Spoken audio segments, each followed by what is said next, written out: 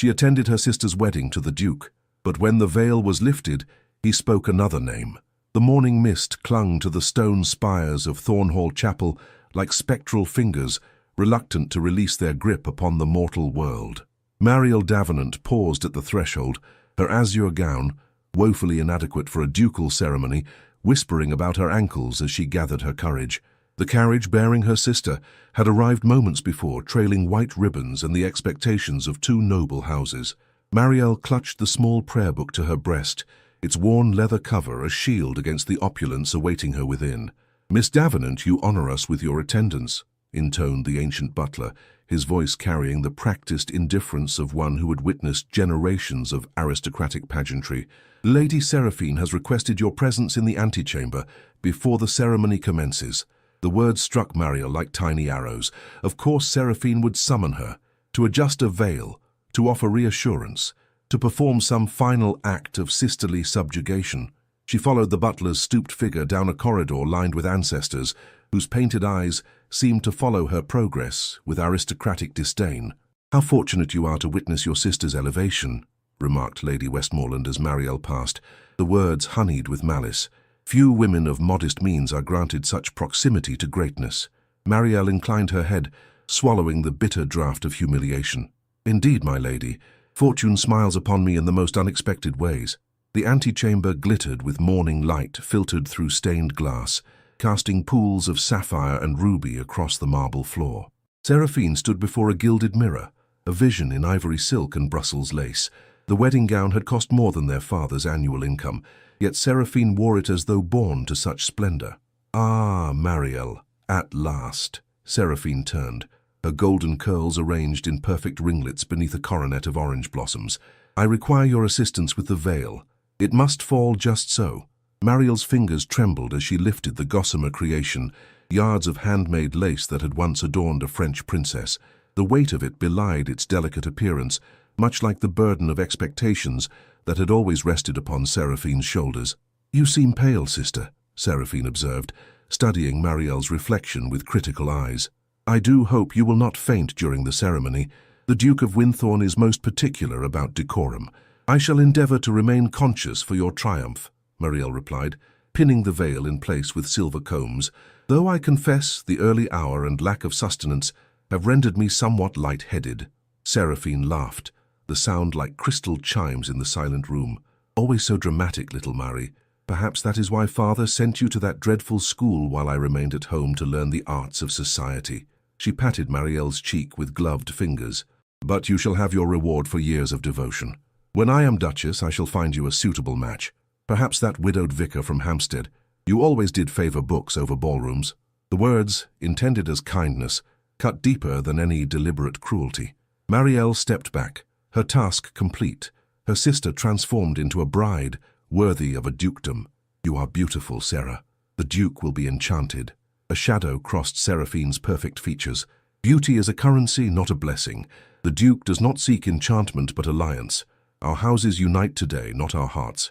The chapel bells began their solemn peal, and a flurry of attendants entered to escort the bride to her destiny. Mariel was forgotten in the commotion, relegated to the periphery as she had been throughout their childhood. She slipped into the chapel and found her place among distant cousins and minor gentry. The ceremony proceeded with stately grace. Mariel watched through a veil of unshed tears as Duke Alaric Hawthorne awaited his bride at the altar, resplendent in his dark frock coat, adorned with the silver crest of Winthorne. He stood as rigid as the marble columns flanking the altar, his expression one of noble resignation rather than joyful anticipation. When Seraphine glided down the aisle on their uncle's arm, a collective sigh rose from the assembled guests. She was perfection embodied, the culmination of centuries of breeding and social engineering. Mariel closed her eyes briefly, unable to bear the sight of all she had been denied by fate's capricious hand. The Archbishop's voice echoed through the vaulted ceiling, speaking of love and devotion with practiced solemnity. Mariel wondered if anyone else noted the irony, a loveless union blessed in the name of divine love. When the moment came for the lifting of the veil, she found herself holding her breath, as though awaiting the revelation of some great mystery. The Duke's gloved hands rose to the delicate lace, lifting it with ceremonial slowness to reveal his bride's face. The silence in the chapel was absolute. 100 souls suspended in anticipation. Then came the word, soft yet devastating in its clarity. Marielle. The name hung in the air, a single note discordant in the symphony of ceremony. Marielle's heart ceased its rhythm. Time stuttered to a halt. Surely she had imagined it, a product of her fevered mind and empty stomach. But the collective gasp that followed confirmed the unthinkable reality. The Duke of Winthorne, pillar of society and embodiment of noble virtue, had spoken the wrong name at the precise moment when tradition demanded absolute adherence to the script. Seraphine stood frozen, her perfect composure fracturing like ice in spring thaw.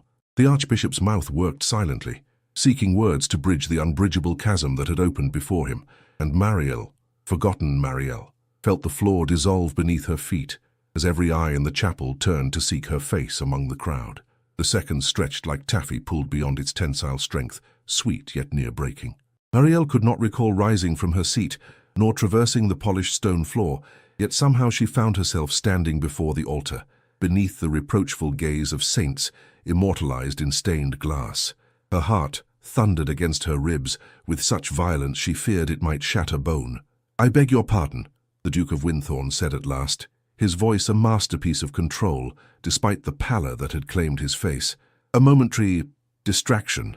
Let us proceed." But the damage was irreparable. Seraphine's lips had compressed into a bloodless line, her eyes two chips of blue ice. The whispers began, a susurration like wind through autumn leaves, growing in volume until the Archbishop was forced to raise his hand for silence.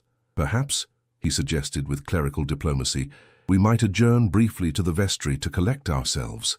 "There shall be no adjournment," Seraphine declared, her voice ringing clear as a silver bell. "But there shall be truth at last." She turned to face the congregation, magnificent in her wounded dignity. "My sister and I have shared much through the years, a nursery, a governess, even a mourning period for our dear departed mother. It appears we have also shared the affections of my betrothed." Marielle shook her head, mute with horror. "Sirrah, no!" "Silence!" The word cracked like a whip. "You have already spoken through his lips.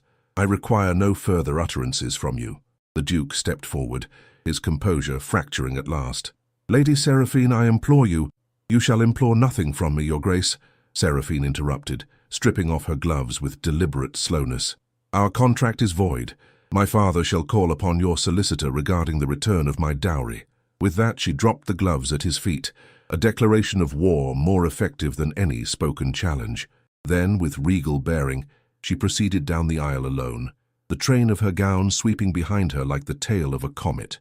The assembled nobility parted before her, no one daring to impede her progress.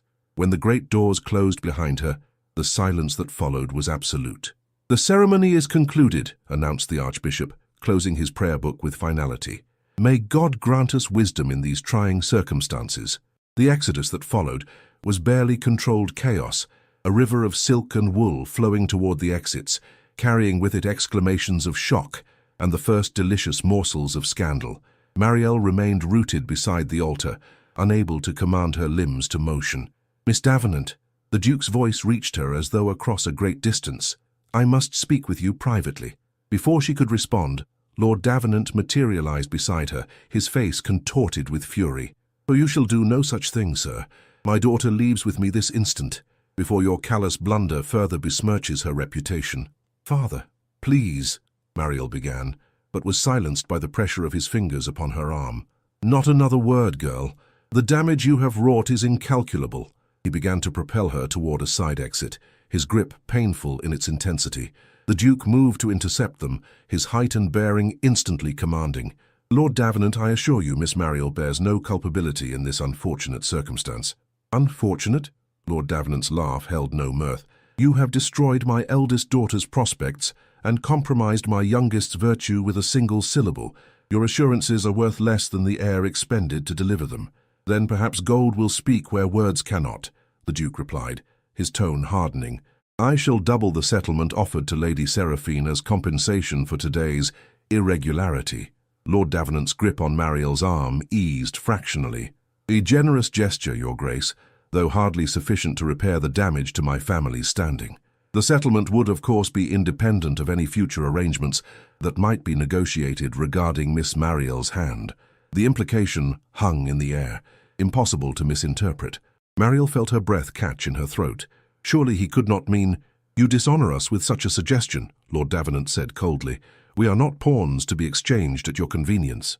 "On the contrary," the Duke replied, his amber eyes fixing upon Mariel's face with unnerving intensity. "I recognize the value of what was previously overlooked. Mariel returns to Thornfield tonight," her father declared. "Should you wish to make amends, your solicitor may call upon mine at a more appropriate time." With that pronouncement, Lord Davenant guided Mariel through the vestry and into the waiting carriage. As the horses pulled away from the chapel, Mariel glanced back to see the Duke standing motionless upon the steps, his tall figure silhouetted against the Gothic archway. "He will call," her father stated with grim certainty, "and when he does, you will refuse him." Mariel turned to him in surprise. "Refuse? But you thought I would sell you to salvage this catastrophe." His voice softened marginally. "Whatever your sister believes, I am not entirely without sentiment. The Duke has revealed himself to be a man of questionable character. I will not condemn you to a lifetime with one who cannot honor his most solemn vows." The carriage jolted over uneven cobblestones, the motion echoing the turbulence in Mariel's heart. Through the window, she watched London recede, its spires and chimneys disappearing into the gathering mist. Ahead lay Thornfield and seclusion, her sanctuary and prison both. "What will become of Seraphine?" she whispered. Lord Davenant sighed, the sound weighted with paternal concern. "She departs for Italy tomorrow. Lady Constance has graciously offered to accompany her. Distance and time may yet repair what was broken today, but some fractures, once created, can never be perfectly mended." As Thornfield's gates loomed through the mist, Mariel touched the small medallion hidden beneath her bodice, her grandmother's final gift, and wondered if the same might be said of hearts. The carriage halted before the ancient oak door, and the family butler emerged to assist them.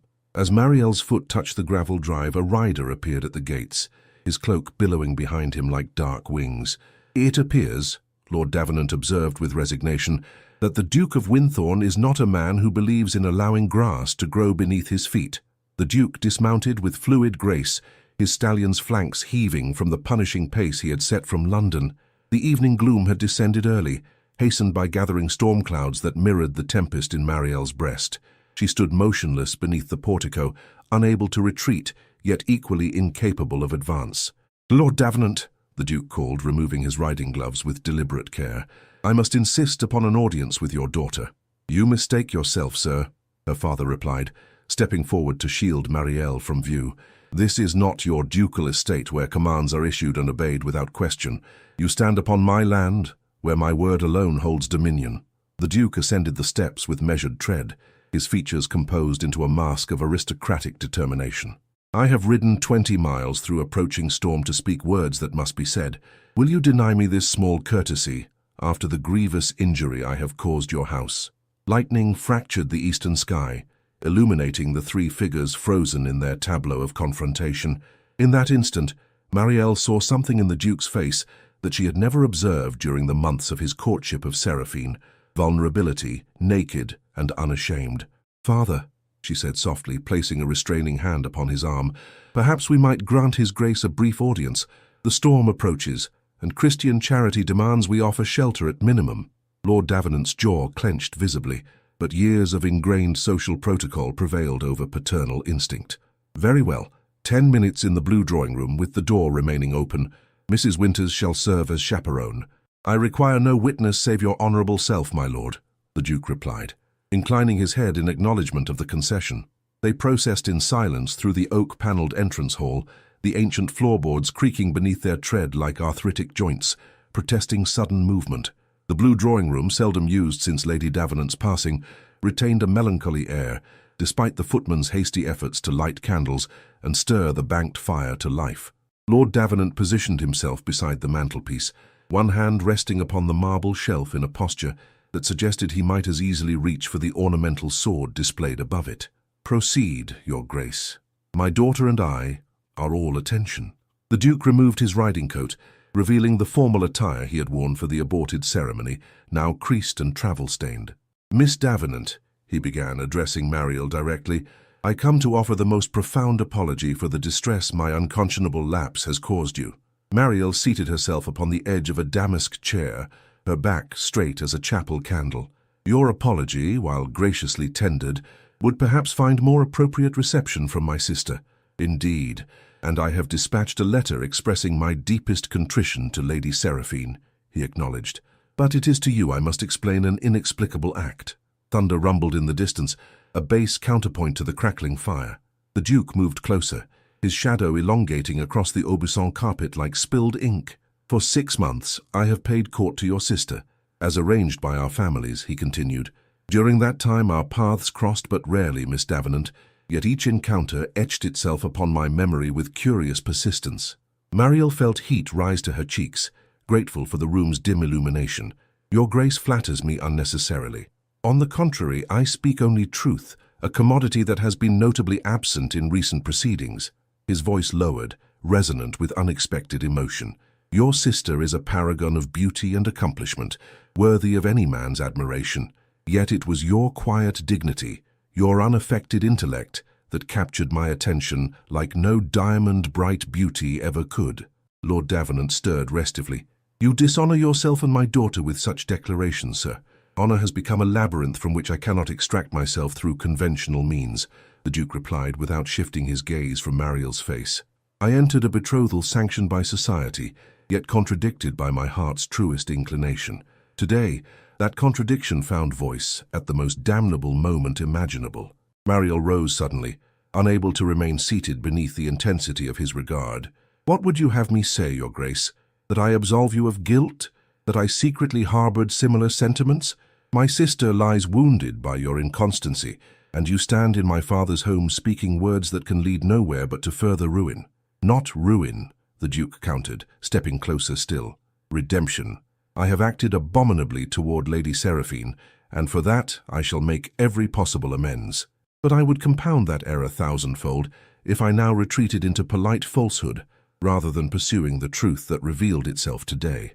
And what truth is that, sir? Lord Davenant demanded, his patience visibly waning. The Duke withdrew a small velvet pouch from his waistcoat. That my heart recognized what my conscious mind refused to acknowledge until the moment when pretense could no longer be sustained. He opened the pouch, extracting an object that caught the firelight and reflected it in fractured brilliance. Mariel gasped, recognizing the Winthorne signet ring, an heirloom passed through 20 generations of dukes. This belongs rightfully to the woman who shall bear my name, the Duke stated simply. I ask only that you permit me to call upon you properly, Miss Davenant, when sufficient time has elapsed to observe the proprieties. Lord Davenant stepped between them, his expression thunderous. You have exceeded your allotted time and my limited forbearance, sir. My daughter is not some consolation prize to be claimed when your first choice becomes unavailable. Father, Mariel began, but was silenced by his upraised hand. Mariel is removed from society effective immediately, he declared. She departs for her aunt's estate in Northumberland tomorrow. I suggest you direct your matrimonial aspirations elsewhere, Your Grace. The Duke's face hardened, aristocratic hauteur reasserting itself. You cannot isolate her indefinitely, my lord. Perhaps not, Lord Davenant conceded, but I can ensure that when she re-enters society it will be far from your sphere of influence. A tremendous thunderclap shook the window panes, nature's punctuation to the human drama unfolding within. The Duke replaced the ring in its pouch with deliberate care. I shall respect your wishes for the present, Lord Davenant, out of regard for your daughter's reputation. But make no mistake, this matter is far from concluded. He bowed formally to Mariel, his eyes conveying what propriety forbade his lips to speak. Then, retrieving his coat, he strode from the room without awaiting dismissal. Lord Davenant moved to the window, watching as the Duke mounted his stallion and vanished into the storm-tossed night. Pack only essentials, he instructed without turning. The carriage leaves at first light. Alone in her bedchamber hours later, Mariel stood at the rain-lashed window, watching lightning illuminate the sodden landscape. Below, in the drive where the Duke had stood, a single glove lay forgotten upon the gravel. Whether dropped by accident or design, she could not determine. As thunder shook the ancient walls of Thornfield, she pressed her grandmother's medallion to her lips and whispered a prayer for clarity in the chaos that a single spoken name had wrought. In the east wing, a door opened and closed. The household held its breath, awaiting the dawn and whatever new tribulations it might bring. Northumberland greeted Mariel with relentless rain and leaden skies that mirrored the desolation of her spirit. Briarwood Manor, her aunt's ancestral home, loomed against the horizon like a reproach, all Gothic spires and weathered stone, its windows reflecting no light or welcome. The journey north had been conducted in near silence, Lord Davenant speaking only when necessary to relay instructions or request a change of horses. "Your aunt has been apprised of the circumstances," he informed her, as the carriage negotiated the rutted approach to the manor. "She has agreed to serve as your chaperone until the scandal subsides." "And how long might that be, Father?" Marielle inquired, her voice hoarse from disuse. Lord Davenant's face remained impassive. "Society's memory is capricious. A new scandal will eventually supplant yours in the common discourse. Until then you will remain here, devoting yourself to quiet pursuits and reflection upon the vicissitudes of propriety." Lady Augusta Winters received them in a parlour, redolent with the competing aromas of beeswax and decay. A widow of advancing years and diminishing fortune, she had retreated to Briarwood, following her husband's death, accompanied only by a skeletal staff and her memories of grander days. "How dreadfully romantic," she declared after Lord Davenant had outlined the chapel debacle with ruthless brevity. "A duke declaring his true feelings at the altar. It is like something from a sensation novel. I dare say Mrs. Radcliffe herself would find it excessive." "There is nothing romantic about public humiliation and broken contracts," Lord Davenant replied sharply. "Marielle requires sanctuary, not encouragement in her folly." Lady Augusta adjusted her spectacles, peering at her niece with undisguised curiosity. "She appears remarkably composed for one at the centre of such a tempest. Perhaps there is more winter's steel in her than we supposed." Lord Davenant's departure the following morning was conducted with minimal ceremony. He kissed Marielle's forehead, his lips cool against her skin, and extracted a promise of circumspection in her correspondence. "Nothing must reach London that could inflame the situation further," he cautioned. "Write only of weather and household matters to your sister or our acquaintances." Briarwood's isolation proved both balm and torment. The manor stood 2 miles from the nearest village, surrounded by windswept moors that offered solitude without solace. Lady Augusta, after her initial fascination with the scandal waned, largely left Marielle to her own devices. The days assumed a monotonous rhythm: breakfast in the morning room, walks when weather permitted, reading in the dust-moated library, and early retirement to a bedchamber where sleep remained elusive. One fortnight after her arrival, the Morning Post brought a thick packet addressed in Seraphine's unmistakable, elegant hand. Marielle broke the seal with trembling fingers, withdrawing several pages of closely written text. "Dearest sister," the letter began with unexpected warmth. "You must think me monstrous for maintaining silence these 14 days. I confess my heart has passed through many tempests since that ill-fated morning at Thornhall Chapel. Initial rage gave way to mortification, then to a curious emptiness that has only recently been replaced by something approaching clarity. The Duke has written thrice, each letter more eloquent than its predecessor in expressing contrition. I have burned them all unread, finding greater satisfaction in the flames consuming his words than I could in any explanation he might offer. Yet, in the ember's glow, I discovered an unexpected truth. I feel relief rather than bereavement. Our engagement was a masterpiece of familial strategy, lacking only the inconvenient element of genuine affection. I performed my role with precision, as I have been trained since childhood to become the perfect noble wife. Yet not once in 6 months did the Duke look at me as he looked at you in that single, devastating moment of truth. Italy beckons with promises of aesthetic distraction. Lady Constance has connections in Florence that may yet salvage my prospects. At 26, I am not yet consigned to perpetual spinsterhood, though I shall be more circumspect in my next matrimonial negotiation. As for you, little Marie, do not languish in northern exile on my account. Whatever transpired in the Duke's heart was not of your engineering. Father's punishment exceeds the crime, particularly as there was no crime, merely an unfortunate alignment of circumstances and suppressed sentiment. I release you from any obligation of sisterly guilt. Live, Marie. Choose your own path with the courage I never possessed. Your loving sister, Seraphine Marielle, pressed the letter to her heart, tears blurring her vision. Outside, the perpetual Northumberland rain had given way to watery sunshine, illuminating the moors with golden light. For the first time since her arrival, she felt the constriction around her heart ease fractionally. That evening, as she sat with Lady Augusta before a meagre fire, A commotion at the front door interrupted their desultory conversation about parish matters. The ancient butler appeared, his rheumy eyes wide with discomposure.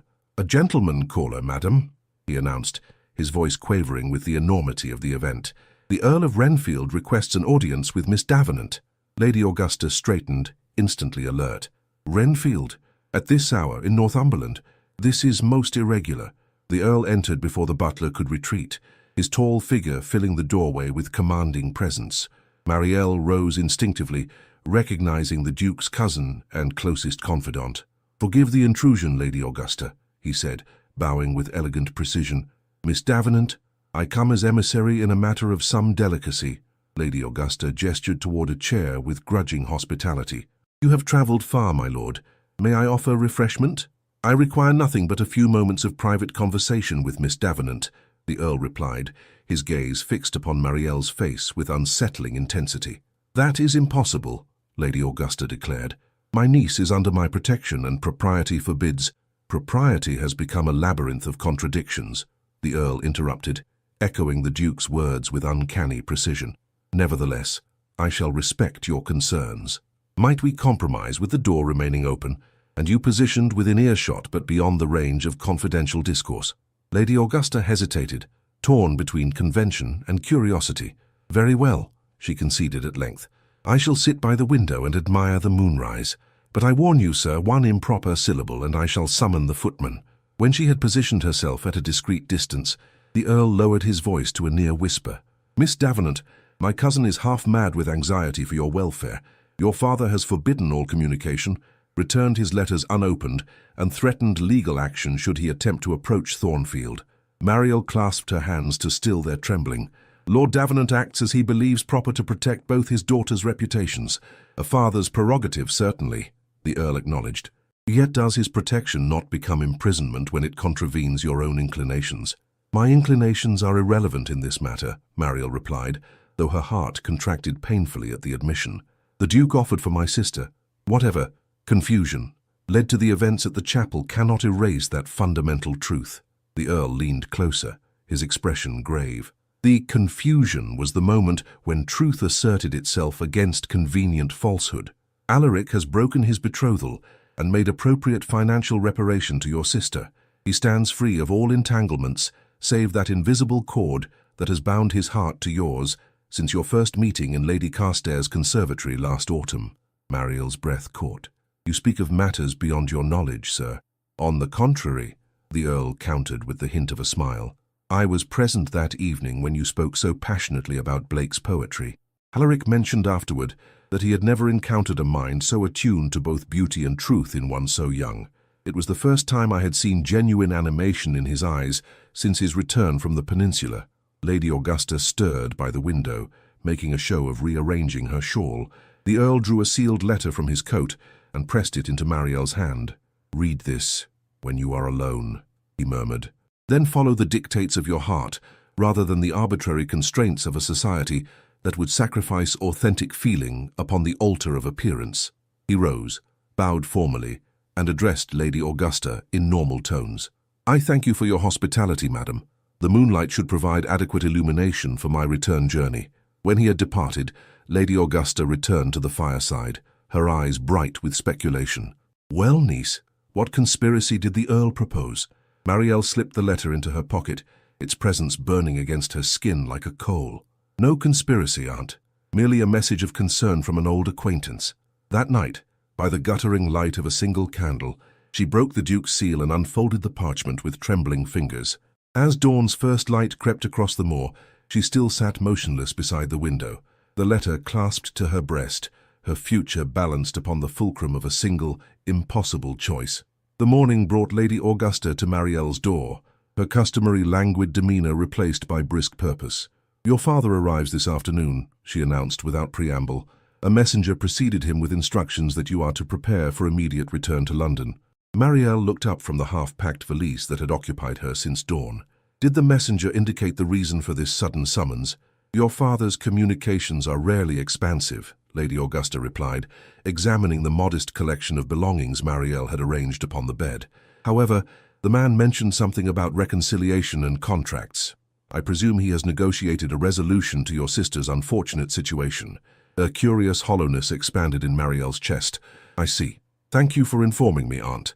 Lady Augusta lingered, her sharp eyes noting the shadows beneath her niece's eyes, and the letter partially concealed beneath a folded nightgown. The Earl's visit has precipitated this development, I suspect.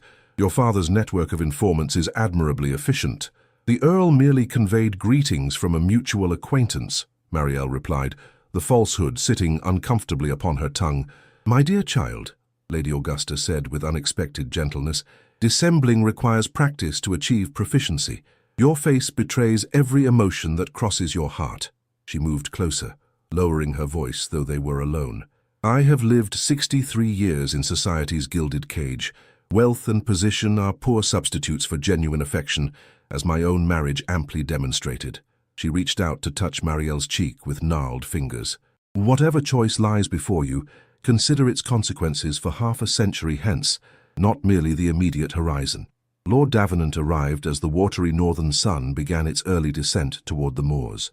He entered Briarwood like a man accustomed to command, dispensing with customary pleasantries in favor of immediate action. The carriage is ready, he informed Mariel, barely acknowledging Lady Augusta's presence. We depart within the quarter hour.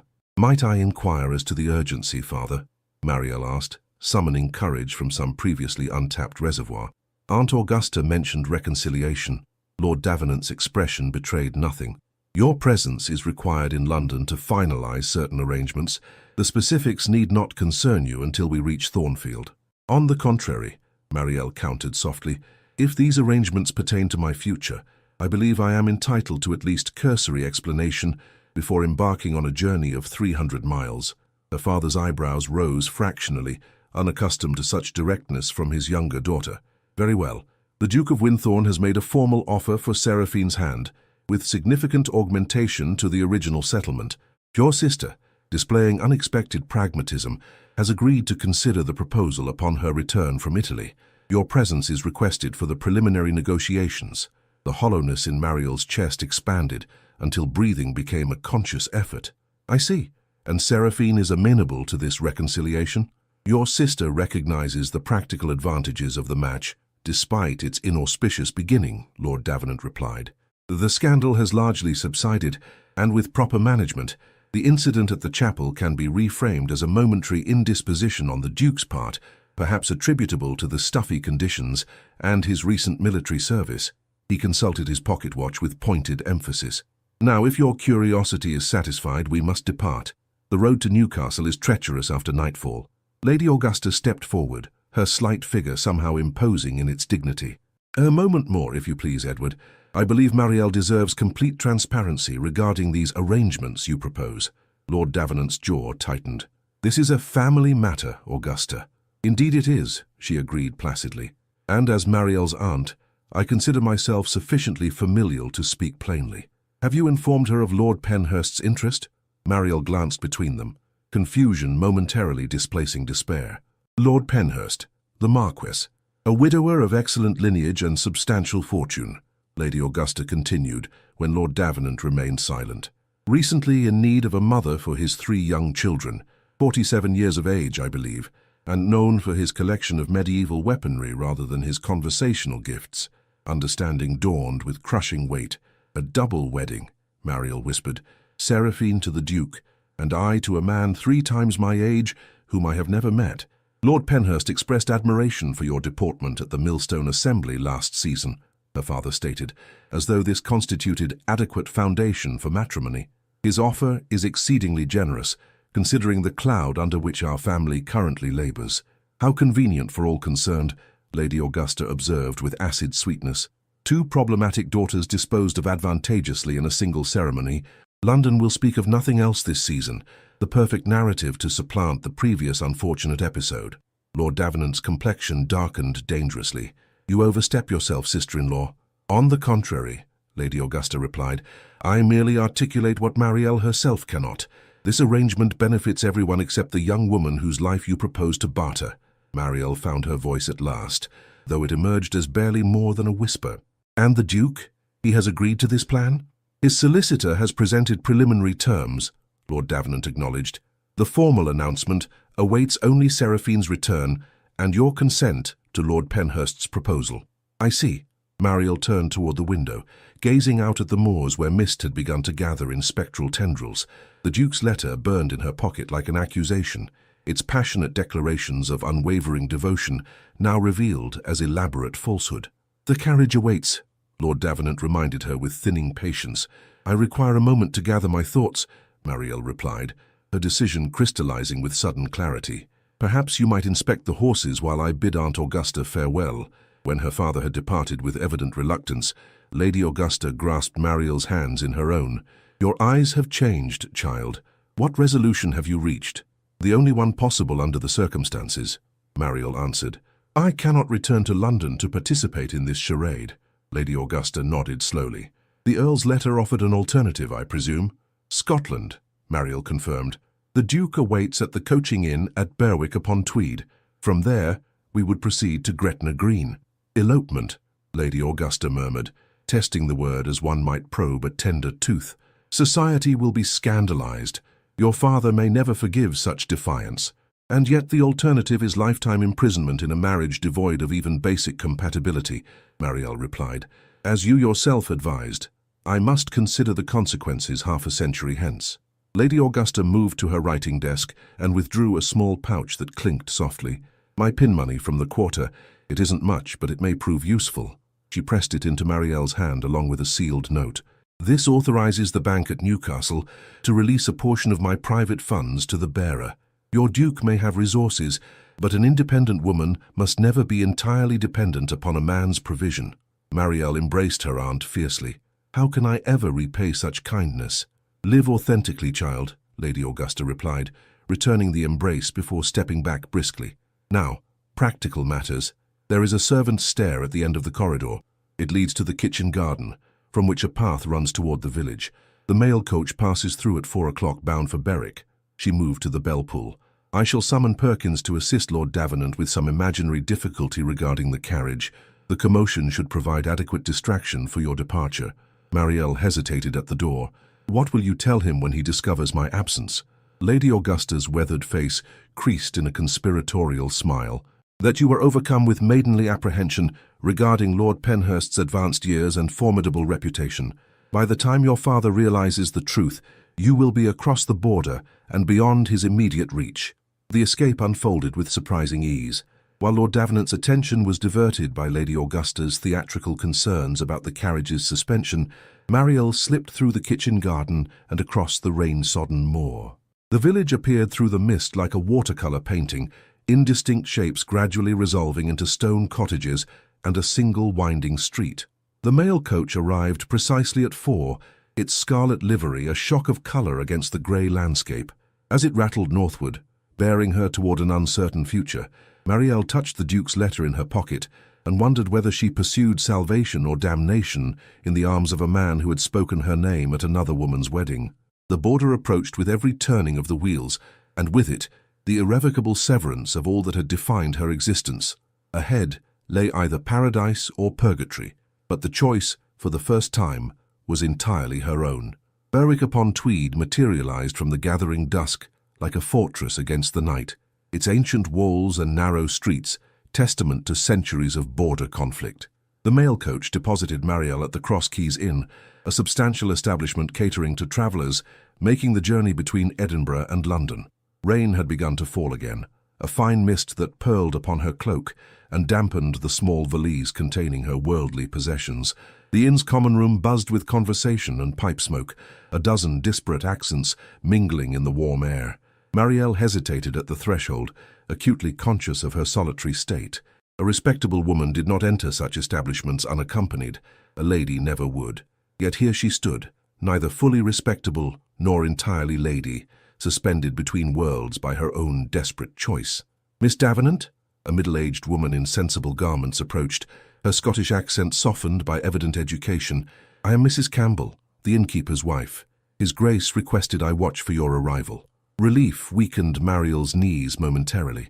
"His Grace is here, then?" "Indeed, miss. He arrived yesterday and has been like a caged lion ever since, pacing the private parlour and watching the road."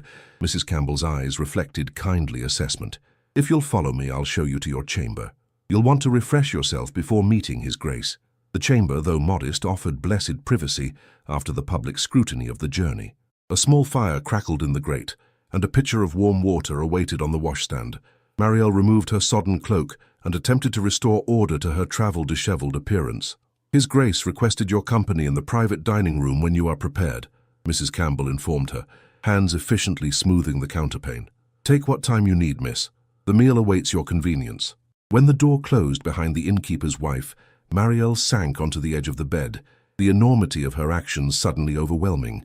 She had fled her father's authority, abandoned her family's protection, and placed her future in the hands of a man whose constancy remained unproven. If the Duke's intentions proved dishonorable, or his affections ephemeral, she would find herself utterly ruined, without recourse or refuge in a world that forgave men's indiscretions but crucified women for the same.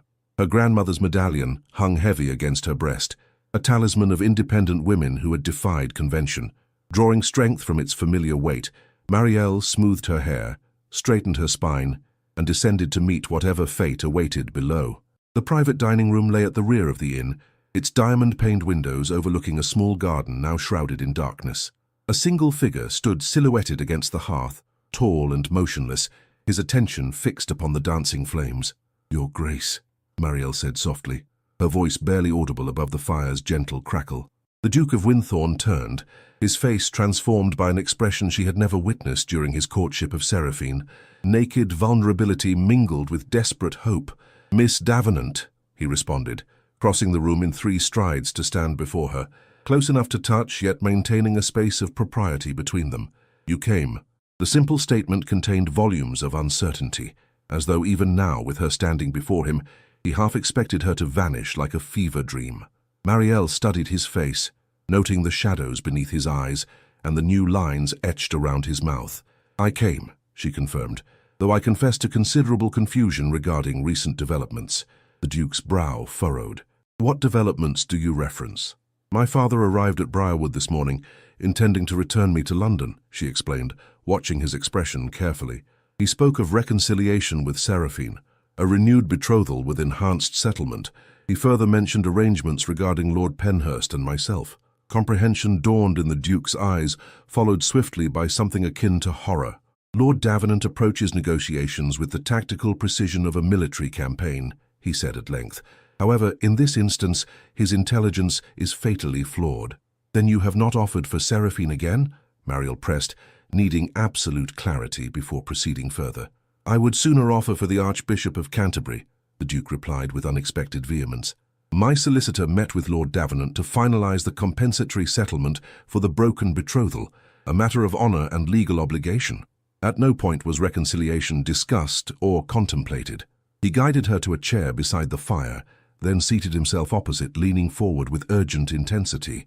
"Miss Davenant, Marielle, I have spent a fortnight in torturous self-examination, questioning how I allowed convention and expectation to nearly condemn us both to lifetimes of quiet misery. The moment at the altar was not a failure of honor, but its ultimate expression, truth asserting itself against the artifices of social engineering." Marielle's hands trembled in her lap. "And Lord Penhurst, what do you know of that arrangement?" The Duke's face darkened. "Penhurst is a dissolute gambler, whose first 2 wives died under questionable circumstances. That Lord Davenant would consider such a match for his daughter suggests either desperation or callous disregard for your welfare." Relief coursed through Marielle with dizzying force.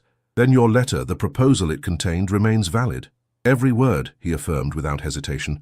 "I await only your consent to proceed to Gretna Green, where we may be married without the delays of banns or the interference of those who would separate us for their own purposes." The fire popped and hissed, sending momentary illumination across the modest room. Outside, rain pattered against the window panes, a gentle counterpoint to the thundering of Marielle's heart. "You understand what such a step would mean," she said carefully. "Society would condemn us both. Your family might disown you. Mine certainly shall disown me." "Society's condemnation is a small price for authentic happiness," the Duke replied. "As for family, my parents are long deceased, and the title is mine without entailment. My sister has written expressing full support for any match that brings genuine companionship rather than mere alliance." He reached across the space between them, his hand hovering inches from hers, offering but not presuming. "I ask you to become my wife, not for political advantage or financial gain, but because in your presence I glimpse a future illuminated by mutual understanding and respect. If your feelings do not align with mine, say so now, and I shall escort you directly to any destination you name, with your reputation intact." Marielle regarded their nearly touching hands, his broad and calloused from military service despite his aristocratic birth, hers pale and slender, marked by ink stains from her correspondence. Such different paths had led them to this moment of decision. "My feelings," she began hesitantly, "have been so long suppressed beneath duty and propriety that I scarcely recognize their voice. I admired you from our first meeting, finding in your conversation an unexpected depth that belied your public persona. When you began courting Seraphine, I buried that admiration beneath sisterly loyalty. The events at the chapel shattered all certainties, leaving only questions in their wake." She raised her eyes to his, finding there a patience she had not anticipated. "I cannot promise the polished sophistication Seraphine would have brought to the ducal mantle. My accomplishments are modest, my dowry negligible, my connections now severed by my flight. I seek a wife, not an ornament," the Duke responded quietly. "Your intellect, compassion, and moral courage are dowry enough for any man of sense." Marielle's fingers moved the final inches to rest upon his, a gesture more intimate than any embrace given her upbringing. "Then yes, Your Grace, I consent to becoming your wife, though the path before us seems fraught with complication." The Duke, Alaric, as she must now learn to call him, turned his hand to clasp hers properly. "The worthiest journeys often are." He raised her fingers to his lips, the gesture both courtly and surprisingly tender. "We depart for Gretna Green at first light. The Scottish marriage laws require only our mutual consent declared before witnesses, without the delays English law would impose." Mrs. Campbell entered bearing a tray laden with simple but substantial fare, her expression betraying no judgment at finding them with clasped hands. "Your dinner, Your Grace, Miss Davenant. I've taken the liberty of preparing the blue chamber for the young lady, with my daughter to serve as lady's maid until suitable arrangements can be made." When she had withdrawn, Marielle found herself suddenly ravenous, the day's emotional turmoil having burned away her customary delicate appetite. They dined with surprising companionability, discussing literature and philosophy rather than the momentous step they proposed to take on the morrow. As the meal concluded, a commotion arose from the inn's forecourt, horses' hooves on cobblestones, and voices raised in imperious command. Alaric rose, his posture instantly alert. "It seems," he observed with grim resignation, "that Lord Davenant has divined your destination with unfortunate accuracy." Mariel paled, her newly found courage faltering. "He will forcibly return me to London." "Not while I draw breath," Alaric replied, moving to the door with purposeful strides. "Remain here. I shall address your father directly." Alone in the suddenly silent dining room, Marielle listened to the muffled confrontation occurring in the inn's entrance hall. Her father's voice rose in righteous indignation, followed by Alaric's measured tones. The innkeeper's placating interjections suggested mounting tension.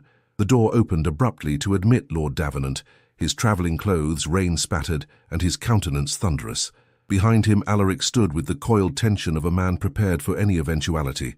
"So," Lord Davenant said without preamble, "you would disgrace our family name through elopement with a man who publicly humiliated your sister. I had thought better of your character, Marielle." She rose, drawing strength from the memory of Lady Augusta's parting advice. "And I had thought better of yours, father. Lord Penhurst, a man known for gambling and cruelty, old enough to be my grandfather?" Lord Davenant's gaze flickered momentarily. "Penhurst offered security and position, a generous proposal given the circumstances. Given that you sought to sell me to the highest bidder, regardless of character or compatibility," Marielle countered, her voice steady despite her racing pulse. "I am of age, father. I may legally marry without your consent, though I would have preferred your blessing." "My blessing?" Lord Davenant laughed harshly. "For this clandestine arrangement, with a man who has already proven himself incapable of honoring a betrothal? You are more naive than I suspected." Alaric stepped forward, his bearing every inch the Duke, despite his travel-worn appearance. "Lord Davenant, I understand your concern for your daughter's welfare. Allow me to propose a compromise that might preserve both her happiness and your family's dignity." Lord Davenant's eyebrow arched skeptically. "I am listening, though I promise nothing." A proper wedding at Thornhall Chapel 1 month hence, Alaric suggested. Banns read in accordance with ecclesiastical law, settlements drawn to your satisfaction, society properly informed through formal announcement. And in the interim, Lord Davenant demanded, am I to trust Mariel's reputation to your dubious protection? In the interim, Miss Davenant may reside with my sister, the Countess of Harewood, as her companion, Alaric continued smoothly. Lady Harewood's reputation is beyond reproach, her household managed with impeccable propriety.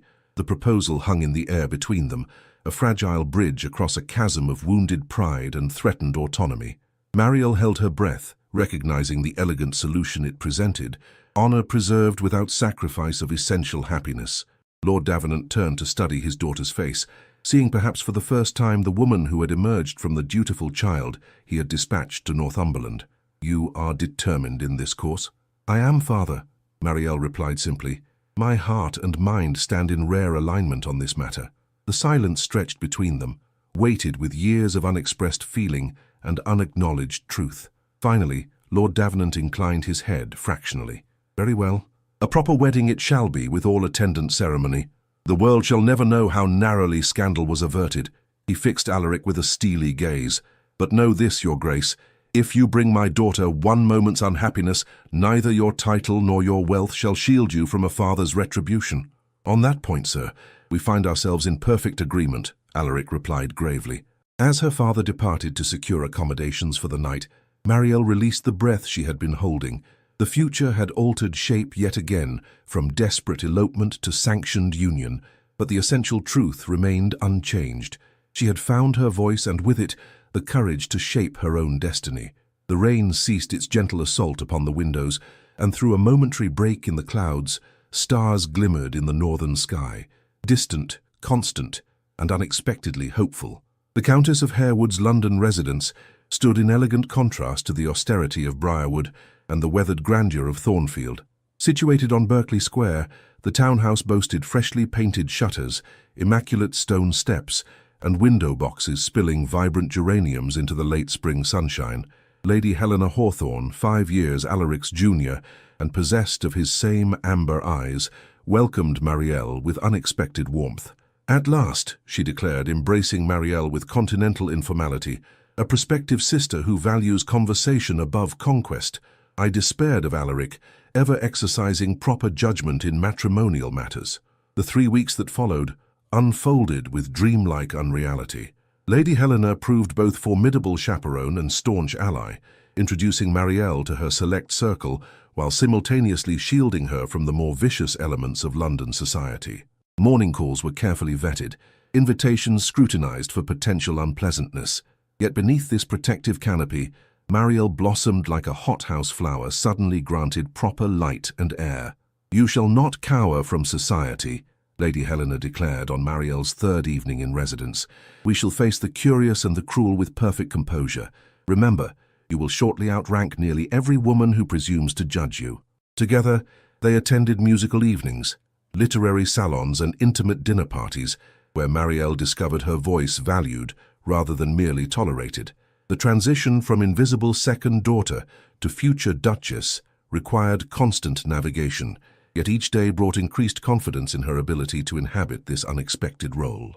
Alaric called daily, adhering scrupulously to the proprieties, while making his devotion evident in 100 small ways.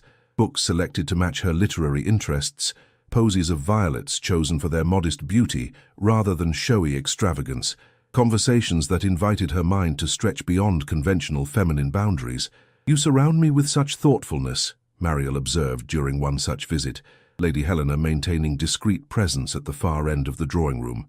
So yet I have nothing to offer in return save myself, hardly equal compensation.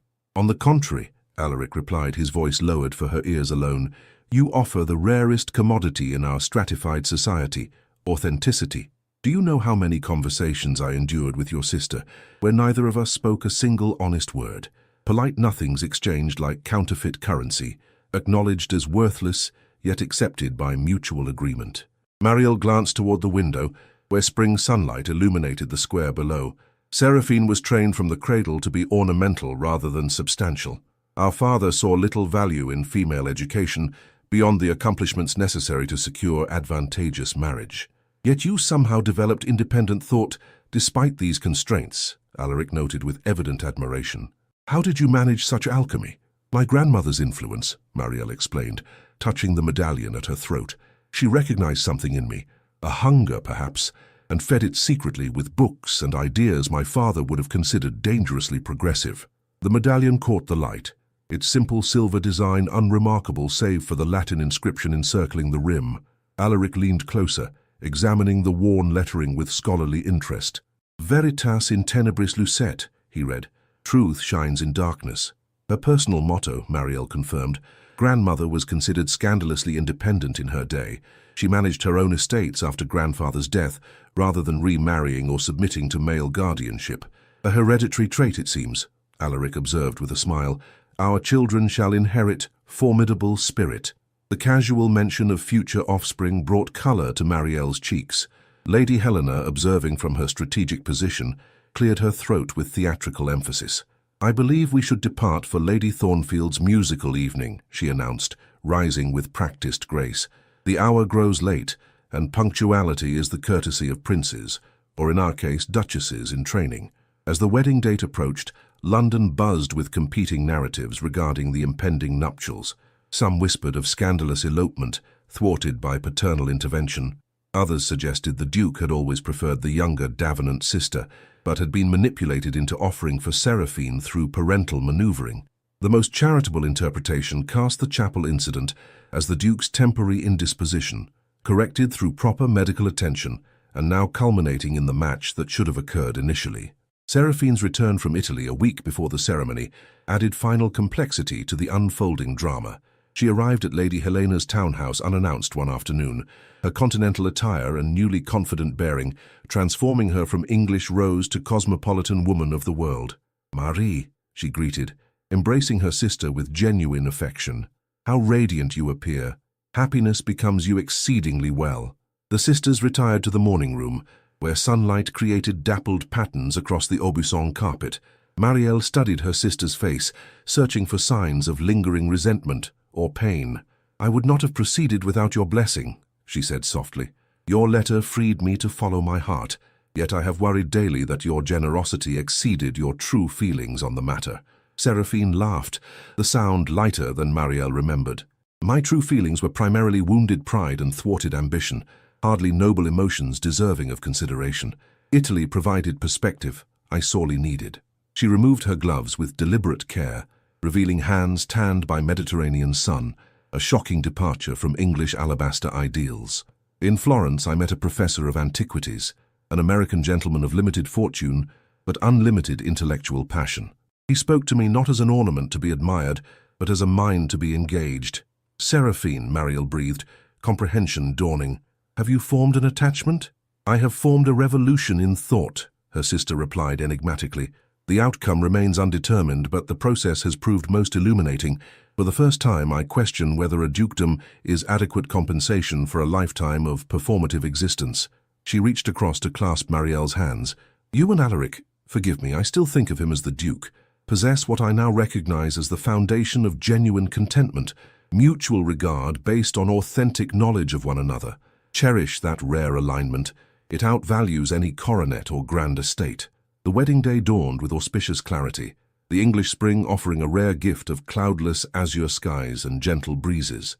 Thornhall Chapel, scene of earlier catastrophe, had been transformed through Lady Helena's exacting direction. White roses and trailing ivy softened Gothic severity. Sunlight streamed through ancient stained glass, casting jewel-toned patterns across stone floors, where generations of hawthorns had stood for christenings, marriages, and final benedictions. Marielle, dressed in her chambers at Thornfield, attended by both Seraphine and Lady Helena. Her wedding gown, crafted of ivory silk and antique Valenciennes lace, eschewed fashionable excesses in favor of elegant simplicity. No veil, she had specified, despite Lady Helena's initial protestations. I wish nothing between Alaric's eyes and mine when we speak our vows. In place of traditional floral coronet, she wore her grandmother's medallion on a new silver chain, something old carried into her future. Seraphine fastened it with steady fingers, then stepped back to assess the completed vision. Perfect, she pronounced. You look precisely as you are, neither disguised nor enhanced, but authentically Mariel. Lord Davenant's knock interrupted this feminine conclave. He entered with uncharacteristic hesitancy, his usual autocratic bearing tempered by an emotion Mariel could not immediately identify.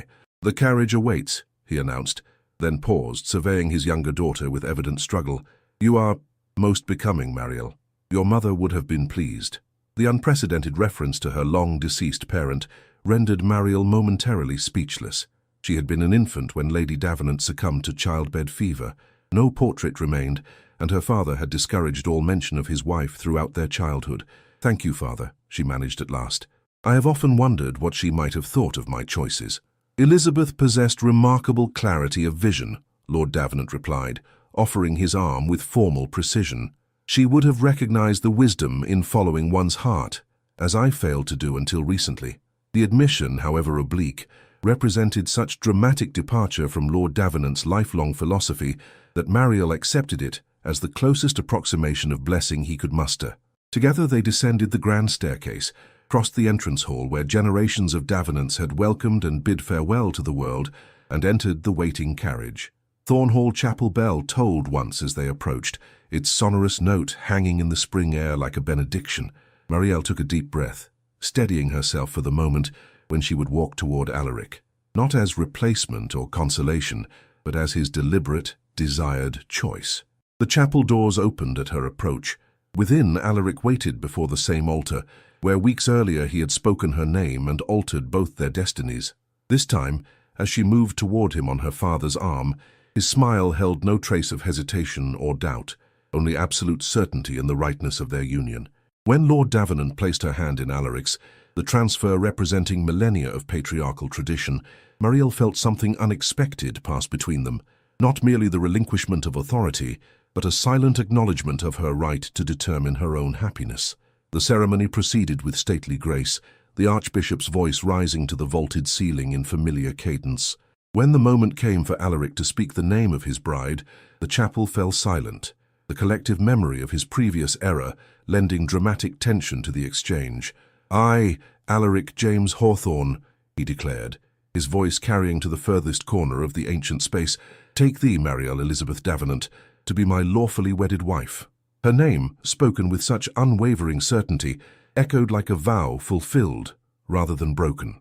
As the Archbishop pronounced them man and wife, Mariel felt the weight of scandal and uncertainty dissolve into the spring sunshine streaming through centuries-old glass.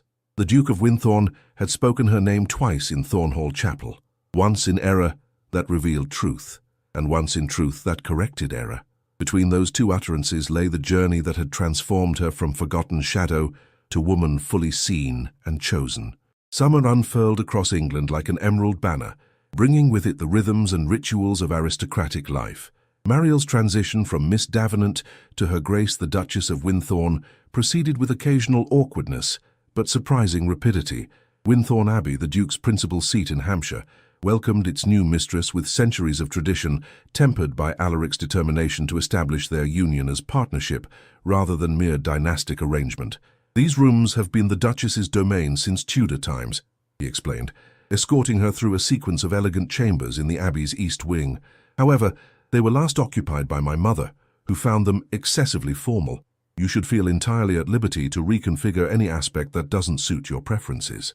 Mariel trailed her fingers along damask wall coverings and mahogany wainscoting, absorbing the weight of history embedded in every architectural detail. "It's rather like inheriting a small kingdom," she observed, complete with established customs and expectant subjects. "A diplomatic challenge worthy of your intelligence," Alaric acknowledged. "The household staff has served Winthorne for generations. Some families can trace their service to the original land grant under Henry VII.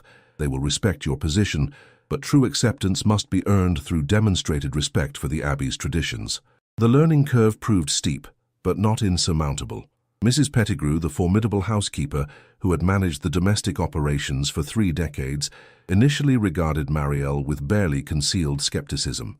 The new Duchess's youth and inexperience with large households presented legitimate concerns about her capacity to oversee 50 indoor servants and the complex machinery of aristocratic hospitality. "We typically serve 8 courses at formal dinners, Your Grace," Mrs.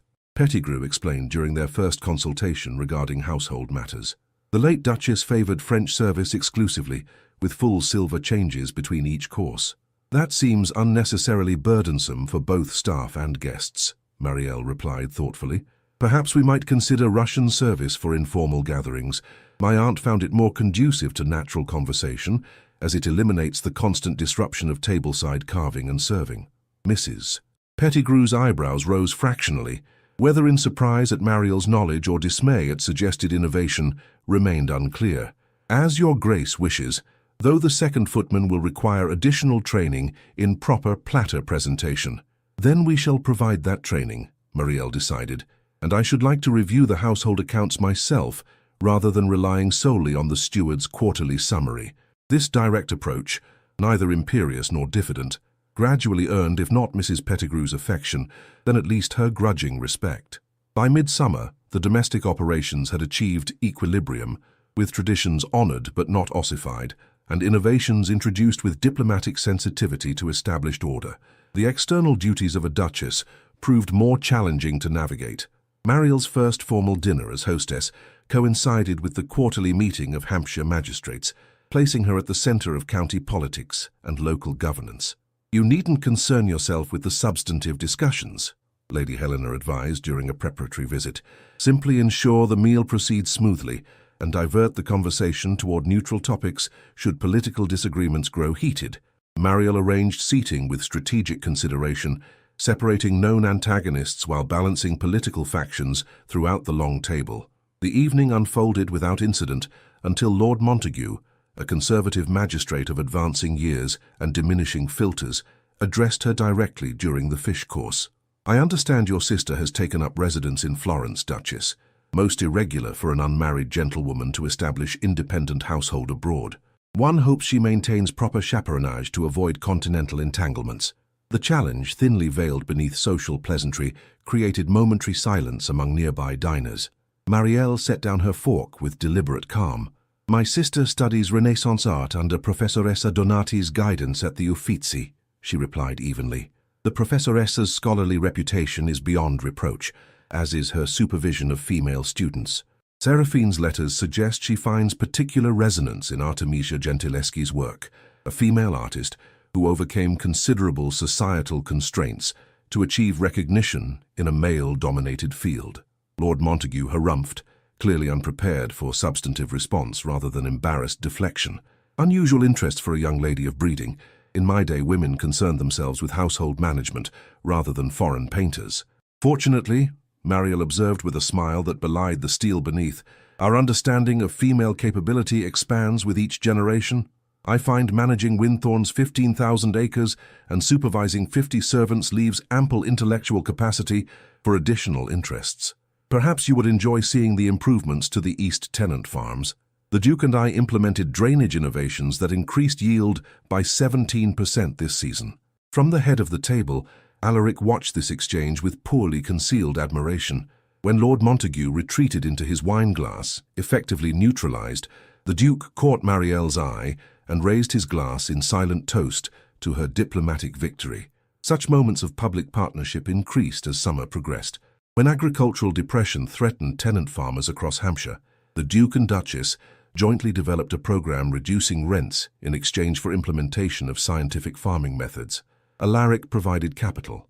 Marielle designed the educational component, teaching farmers' wives to maintain account books that tracked expenditure against yield. You've transformed these people's understanding of their own capacity, Alaric observed during an evening ride across estate lands. They had paused their horses atop a gentle rise, overlooking newly drained fields where wheat grew in orderly abundance. Jenkins told me yesterday that his wife now manages their household economy better than he ever did, freeing him to focus on crop rotation and soil management. Marielle smiled, adjusting her riding habit as a breeze rippled across the hillside. Women have always possessed such abilities. They simply lacked opportunity and encouragement to develop them. Your grandmother understood this principle, according to the estate journals I found in the library. Ah, you've discovered the notorious journals, Alaric laughed. The fourth Duchess nearly incited agricultural revolution with her radical notions regarding female education among tenant families. Hardly radical to suggest that literate wives might contribute to farm productivity, Marielle countered. Though I admit her proposal for a tenant daughter's school was impressively forward-thinking for 1789. They rode in companionable silence along the ridge, the setting sun casting long shadows across land that had belonged to hawthorns since before Tudor roses bloomed. Below, the abbey's Gothic spires pierced the twilight, windows gradually illuminating as servants lit evening lamps. "Are you content, Marielle?" Alaric asked suddenly, drawing his horse alongside hers. "These months have required considerable adaptation on your part. New position, responsibilities, an entire household accustomed to different management.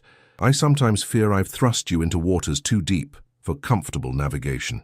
She turned to study his face, finding their genuine concern rather than perfunctory inquiry. "I am more than content," she assured him. "I am fulfilled in ways I never imagined possible. Each day brings challenges, certainly, but also the profound satisfaction of meeting them beside someone who values my mind as well as my presence." The admission, offered without calculation or artifice, seemed to touch something elemental within him. He reached across the space between their horses to clasp her hand. "When I spoke your name in the chapel that day," he said softly, "it was not conscious choice, but truth asserting itself against pretense. Every day since has confirmed the rightness of that momentary honesty." As summer yielded to early autumn, bringing with it the first bronze touches to Hampshire's woodlands, Marielle received an unexpected letter bearing Italian postmark. Seraphine's distinctive hand covered several pages with uncharacteristic urgency. "Dearest Murray, I write in haste and with considerable trepidation, knowing that what I propose defies every principle of conventional propriety. Professor Harrington has asked for my hand in marriage.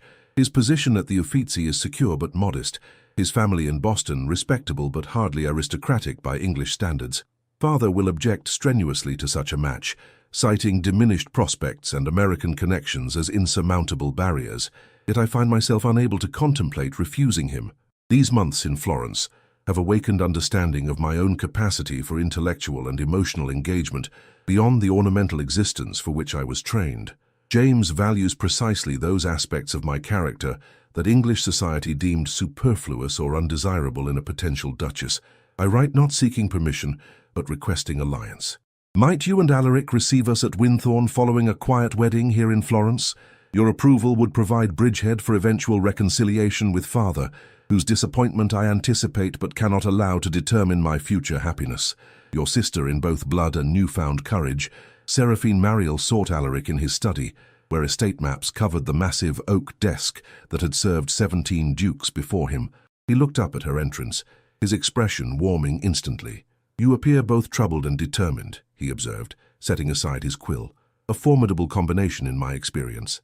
Wordlessly, she extended Seraphine's letter. He read it carefully, his face betraying nothing until he reached the final paragraph. "She shows admirable strategic thinking," he commented, returning the pages. "Our support would indeed provide considerable social insulation against potential ostracism." "Then you would welcome them?" Marielle asked, relief evident in her voice. "I would welcome your sister's happiness as extension of your own," Alaric replied simply. "And I find something rather poetic in the symmetry. Two sisters, who each defied convention to marry according to genuine preference rather than calculation." He rose, moving around the desk to stand before her. "Draft your reply immediately. Assure Seraphine that Winthorne stands ready to receive them whenever they choose to return to England." As Marielle turned to depart, he added softly, "Tell her also that happiness requires certain courage, but that once found, it proves worth every sacrifice required in its attainment." The autumn equinox arrived with golden splendor, painting Winthorne's ancient oaks and beeches in amber and crimson. On the morning that marked 6 months since their wedding, Alaric presented Marielle with a small mahogany box bearing the ducal crest. "A tradition among Hawthorne marriages deemed successful at the half-year mark," he explained, as she lifted the hinged lid. Within lay a signet ring sized for feminine hand, bearing the Winthorne arms with one significant modification. Encircling the shield and supporters ran a Latin inscription, Veritas in tenebris lucet. "Truth shines in darkness," Marielle whispered, recognizing her grandmother's motto now incorporated into centuries of heraldic tradition.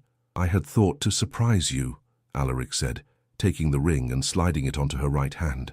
"But perhaps you anticipated this moment?" Marielle smiled, a private joy illuminating her features. Not this specific gift, but perhaps something equally momentous to mark the occasion. She guided his hand to rest against her still flat abdomen. The Winthorne nursery will require reopening by spring's arrival. His face transformed, wonder replacing aristocratic reserve. In that unguarded moment, Marielle glimpsed the full measure of the man she had married, not merely duke and landowner, but partner in the truest sense, capable of vulnerability as profound as his strength. "How long have you known?" he asked, voice hushed with reverence. "With certainty, only days, but I've suspected since late August." She covered his hand with her own, their fingers entwining over the future they had created. "Our child will be born into truth rather than obligation, conceived in love rather than duty." Outside Winthorne's mullioned windows, autumn light gilded ancient stonework that had witnessed centuries of aristocratic unions made for advantage, alliance, and property. Yet within this particular chamber, something rarer had taken root. A marriage that had begun with a name spoken out of turn, yet had grown into partnership founded on mutual respect and genuine affection. The Duke of Winthorne drew his Duchess close, her head resting against his heart, their hands joined in protection of new life. No veil separated them now, no pretense obscured the simple truth that had asserted itself that spring day in Thornhall Chapel, that love, once recognized, cannot be commanded into silence, even by the most rigid dictates of society. The spring of 1875 arrived at Winthorne with characteristic English temperance, neither with Mediterranean flourish nor Nordic austerity, but in graduated shifts of green across ancient parkland and tentative blossoms in sheltered gardens. Lady Catherine Elizabeth Hawthorne, aged 5 and possessed of her mother's grey eyes and her father's determined chin, pressed her face against the nursery window as the carriage appeared on the distant drive. "They're here, Mamma," she called, excitement rendering her incapable of the composure repeatedly emphasized by her governess. "Aunt Seraphine and Uncle James have arrived at last?" Marielle smiled, moving to join her daughter at the window. The years had brought subtle changes to her appearance, a new assurance in her bearing, a serenity that came from purpose rather than resignation. The Duchess of Winthorne had grown into her role with grace that belied her once uncertain beginnings. "So they have, dearest, and with perfect timing, as your aunt promised in her letter." She smoothed Catherine's unruly curls, a gesture more affectionate than corrective. "Remember that your cousins may be weary from their journey. Florence to Hampshire requires considerable fortitude, even for adventurous children." "Oliver wrote that Italian trains travel faster than English ones," Catherine informed her, with the authority of ongoing correspondence with her 8-year-old cousin, "and that the passage from Calais was dreadfully rough, but he didn't suffer from seasickness like his sisters." Alaric entered the nursery, his tall figure silhouetted against the corridor's light. The intervening years had added distinguished silver at his temples, but diminished nothing of his vigor or presence. "I see our advanced scouts have already spotted the approaching party," he observed with a smile. "Catherine, would you like to accompany me to the entrance hall to greet your cousins? Your mother should perhaps remain here, given her condition." Catherine bounded from the window seat, always eager for her father's company. "May we show Oliver the new foal? I promised in my last letter that he could name it." A diplomatic gesture worthy of a future duchess, Alaric commended her, offering his hand. "Though perhaps we might suggest parameters to avoid christening the poor creature with one of those classical appellations your cousin favors. The stable master would never recover from addressing a horse as Sophocles or Euripides." When they had departed in a flurry of childish questions and paternal responses, Marielle returned to the window, one hand resting gently upon the curve of her abdomen, where the next Hawthorne air grew steadily beneath her heart. At 32, she approached this third pregnancy with calm anticipation, rather than the anxious uncertainty that had accompanied Catherine's birth. The carriage had reached the main entrance, its matching greys slowing to a dignified halt before Winthorne's ancient portico. Even from this distance, Marielle recognized her sister's elegant figure emerging first, followed by Professor James Harrington, whose American informality remained charmingly incongruous amidst English aristocratic surroundings. Their 3 children tumbled after them, Oliver the scholar already at 8, Emma whose artistic talents showed promise of equaling her Italian namesake, and little Clara, born in Florence during the family's extended residency at the American Academy. The Harringtons' path had not been without complication. Lord Davenant had indeed opposed the match with characteristic vehemence, threatening disinheritance and social ostracism. Only Marielle's intervention, backed by Alaric's considerable influence, had prevented complete familial rupture. The compromise, negotiated over months of delicate correspondence, allowed Seraphine her chosen husband, while preserving nominal family connections through annual visits to England and regular correspondence. Professor Harrington's unexpected appointment to Harvard's newly established Department of Classical Archaeology had further complicated matters, removing Seraphine even farther from English society's watchful eye. Yet this geographical distance had ultimately proved beneficial, allowing the couple to establish their own domestic patterns free from constant comparison to aristocratic standards. Below, Catherine had emerged to greet her cousins, her formal curtsy dissolving immediately into childish exuberance as she embraced Oliver and his sisters. The adults observed this reunion with evident pleasure, Alaric extending formal welcome, while household staff began the elaborate choreography of unloading trunks and conveying luggage to guest chambers. Marielle smiled, recognizing in this tableau the fruition of seeds planted years earlier in Thornhall Chapel. That moment of apparent catastrophe, the wrong name spoken at precisely the wrong time, had initiated a cascade of consequences that ultimately granted both Davenant sisters lives of authentic connection rather than ornamental existence. A gentle knock at the nursery door preceded Lady Augusta's entrance. Now approaching her 70th year, Marielle's aunt had exchanged Briarwood's isolation for permanent residence at Winthorne, where her forthright opinions and unconventional perspectives provided welcome counterpoint to aristocratic convention. "I see the American contingent has arrived," she observed, joining Marielle at the window. "Excellent timing, as always." Seraphine develops increasingly precise habits with each passing year, a surprising evolution for one who once considered punctuality beneath her notice. Marielle laughed softly. "Marriage to an academic has imposed certain disciplines.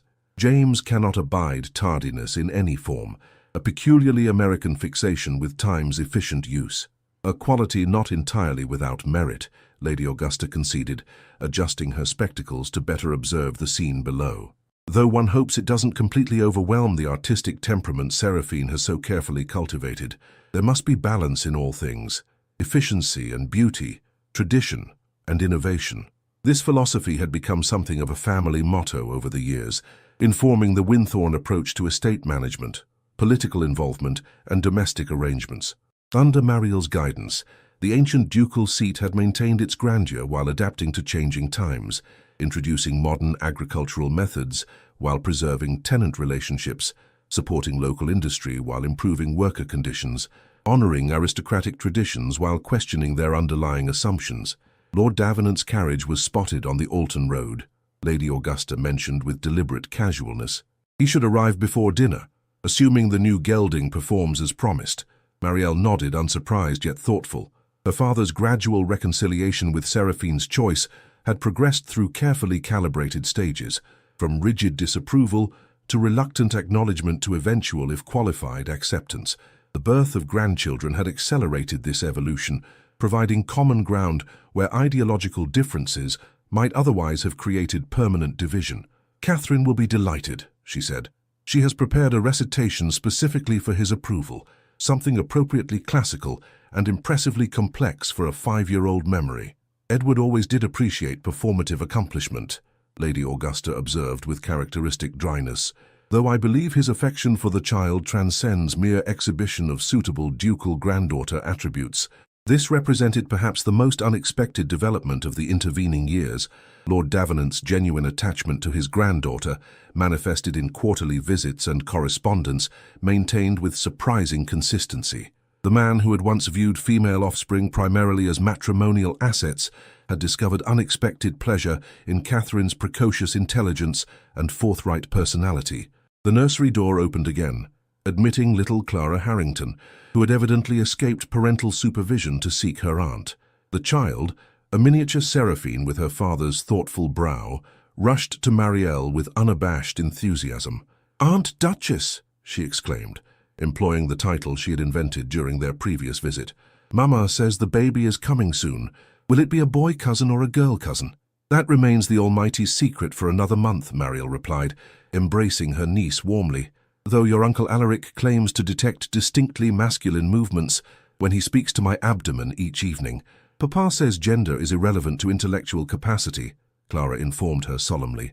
He has female students at Harvard who outperform the male ones in Greek translation and archaeological theory.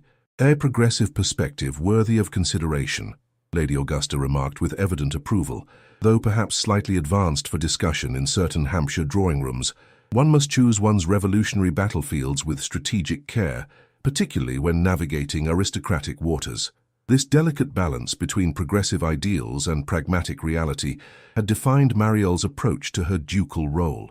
Rather than direct confrontation with entrenched societal expectations, she had employed quiet influence and demonstrated competence to gradually expand the parameters of acceptable Duchess behavior.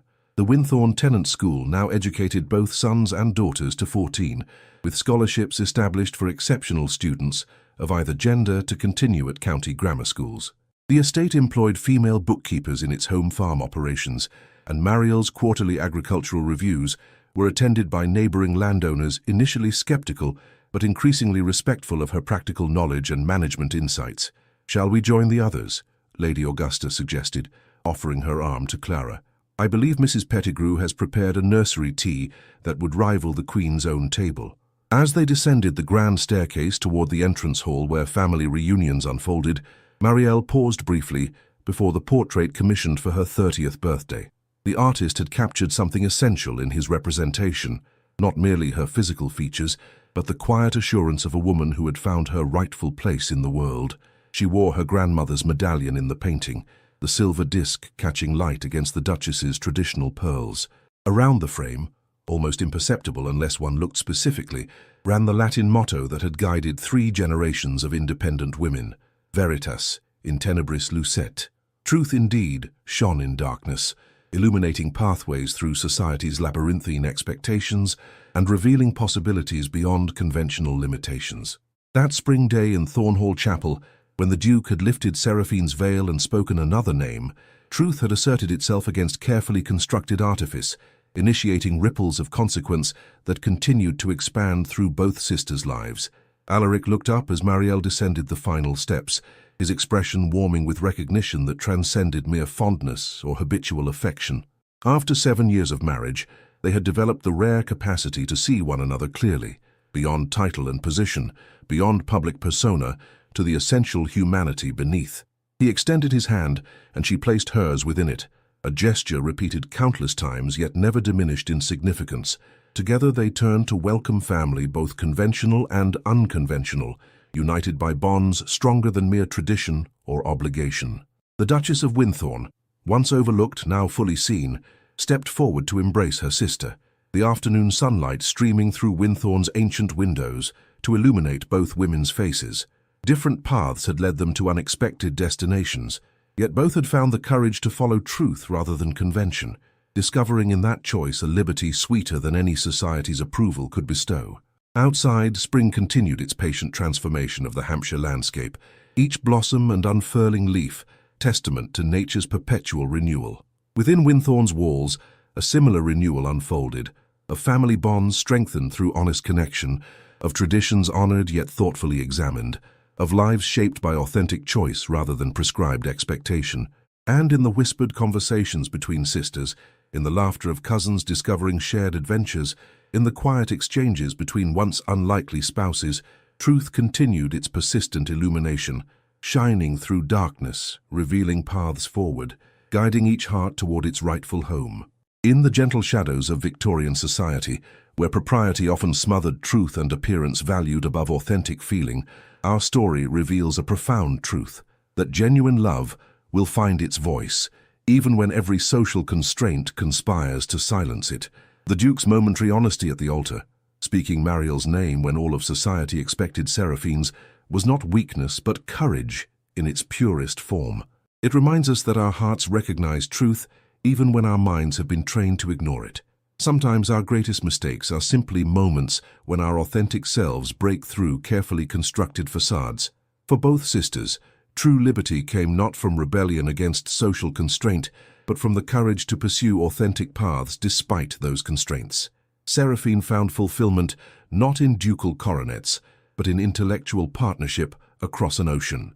Marielle discovered her voice and purpose not by rejecting her role as Duchess, but by transforming it to align with her values and abilities.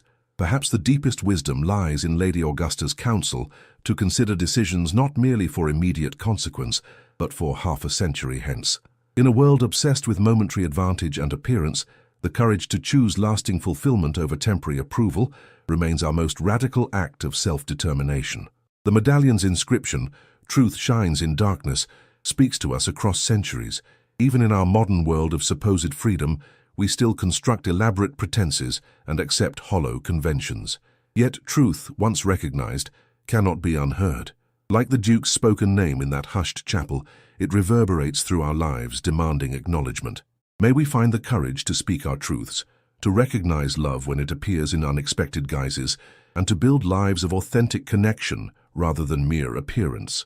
For in the end, it is not the approval of society that brings contentment, but the quiet certainty of having lived according to the truest dictates of our hearts. If you've enjoyed this Victorian romance of mistaken identities, forbidden love, and the courage to choose authenticity over appearance, please subscribe to our channel for more immersive historical storytelling. Each week, we transport you to different eras where passion and propriety clash in the most unexpected ways. Share your thoughts in the comments below. Did you predict the Duke's ultimate choice? Which sister's journey resonated most deeply with you? Your engagement helps our storytelling community grow and inspires future tales of romance, courage, and transformation across the ages. Remember, like Marielle and her silver medallion, the most precious truth often lies hidden beneath conventional expectations, waiting only for the courage to be revealed.